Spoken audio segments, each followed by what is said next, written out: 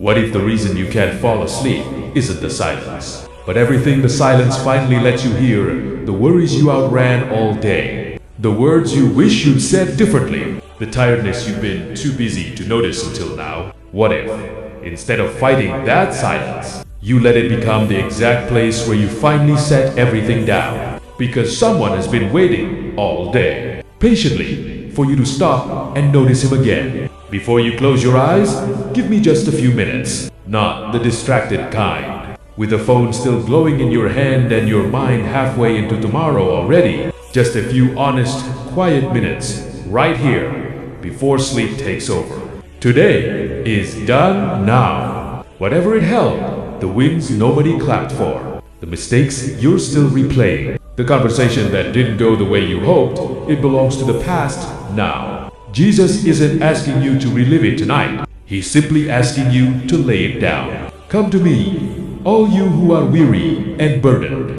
and I will give you rest. That invitation hasn't changed in 2,000 years, and tonight, it's for you, exactly as you are, unfiltered and tired. I want to talk about the weight you don't always say out loud. Maybe it's worry about tomorrow. Maybe it's a relationship that feels strained in ways you don't know how to fix. Maybe it's a quiet exhaustion that has nothing to do with your body and everything to do with your spirit. I want you to picture it right now, gently, as something you can actually set down at his feet. You were never meant to carry it alone in the first place. He already knows every detail of it. He isn't waiting for you to have it figured out before he meets you there. Grace didn't run out today, no matter how the day actually went. Maybe you lost your patience with someone you love. Maybe you said something you wish you could take back, or stayed silent when you should have spoken. Maybe you spent the day quietly measuring yourself against everyone else's highlight reel and came away feeling like you fell short. None of that disqualifies you from his love tonight. His mercies are new every morning, which means tonight isn't the final word on your day. It's simply a pause before a fresh beginning, already waiting for you, freely given, not something you have to earn back. I want to talk about the wordless prayers, the ones that don't come out as full sentences, just a sigh, or a single repeated thought, or the honest feeling of being tired and unsure how to say it properly. Those count too. Even when we don't know how to pray as we should, His Spirit intercedes for us with groans too deep for words. You don't need eloquent language tonight. You don't need the right phrases. Honest is enough, even if honest looks like silence, even if honest looks like tears. If fear tends to visit you at night, when the noise of the day finally fades and everything you outran all day finally catches up, remember this promise. Repeat it again and again throughout Scripture. Do not be afraid, for I am with you. Not once things improve. Not once you've proven yourself worthy. Simply, I am with you, right now, in this exact uncertain moment. In the middle of whatever is keeping you up tonight, rest is not laziness. It's trust. When you finally let your body soften into stillness, you are saying, in a quiet way, I trust the world will keep turning without my effort holding it up for a few hours.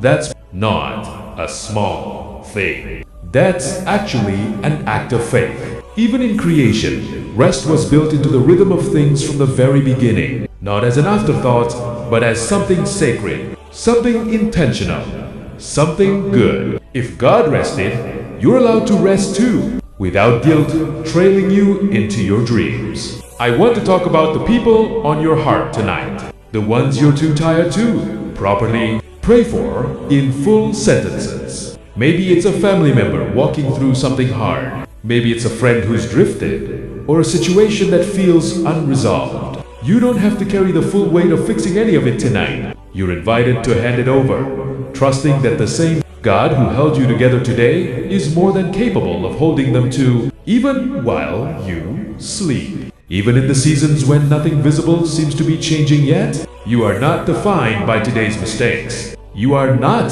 a disappointment to the one who made you. You are a beloved child of God, fully known, fully seen, and still fully loved, not because of anything you accomplished today, but simply because that's who He has always said you are. That identity doesn't fluctuate with your performance. It was settled long before you ever did anything to earn or lose it. Whatever tomorrow holds, you don't have to solve it tonight. Do not worry about tomorrow, for tomorrow will worry about itself.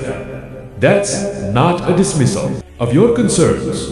It's permission to set tomorrow down until it actually arrives, trusting that the same faithfulness that carried you through today will still be there, waiting in the morning. So, let your shoulders drop. Let your breathing slow. Let go of whatever you've been gripping so tightly since this morning. You don't have to hold it through the night. He who watches over you will not slumber. Indeed, He who watches over Israel will neither slumber nor sleep.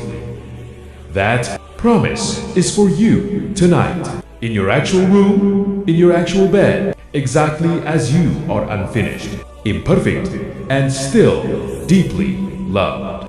Good night. Rest well. You are held, even now, even in the stillness, even while you sleep.